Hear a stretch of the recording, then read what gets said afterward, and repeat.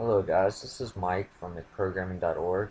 Today I'm going to talk to you about command line arguments. They are not the prettiest thing on a typical command line terminal, command prompt in Windows, and I think it's called a terminal on an Apple. I don't use Apple, so I don't really know how to use it, but I know how to run command line arguments on Eclipse because I recently cleaned my computer out and set the new paths and stuff for Java, and for some weird reason, it's saying that the my Java compiler and Java machine doesn't. It's an older version, something like that. But anyways, if I was to run a program, it's not going to work. But I'm going to show you the syntax of how to run a program on the command line. Let's just say it's a hello world.java file. So you go to where the location is and you say Java C, which is Java compiler, and you give the class name. And if you have a bunch of classes together, put where the main method is and put .java afterwards, and you hit enter and you wait until it does that. And now what you can do is just say Java, which will run the class that it created. So you can say hello, just fill in a couple letters and hit the tab button. It'll auto-complete. And if there's multiple things, there's multiple things right here. So go through it until you find whatever you had compiled .class. And you're going to delete .class and say hello world. And for a command line argument, what you do is a space if you're using command line arguments, and say that you need to put in the name like this. Well, you can put in as many arguments as it takes in. So if you did, you would just keep doing that space and putting things in there. And this won't run, so I'm not going to use it. But let me set up a class in here so you can visually see what I mean. We're just going to say hello, and we'll put in a main method. Now I'll type that out so I can talk through it. So this is going to be a hello class, and what I'm going to say is I'm going to take in a command line argument of one name, and it's going to print out to the screen hello, that name.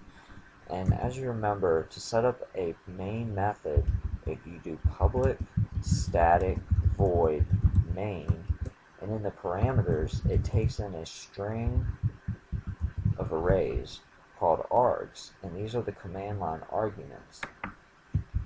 So what we can do, you won't get to arrays just yet. You can skip ahead and watch that tutorial if you want, but to say the first array, let's assign the first argument, which I'm only going to pass in one argument, so it'll be the only one, but we're going to declare that a string and call it name. And to say the first argument in the array, we're going to say args and then put brackets. That's saying it's an array right here. And you want to put the element index. So it's 0, because in computer language, you don't start with 1. You go from 0, 1, 2, 3, 4, 5, blah, blah, blah. So start at 0. That's the first one. And then we're going to, down here, we're going to sysout, and we're just going to say hello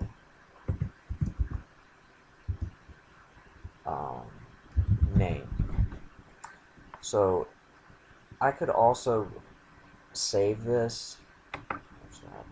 I could save this and go to where this is in my directory and still compile it and put in the command line argument, which, let's just pretend I had Java hello right here and I put Mike.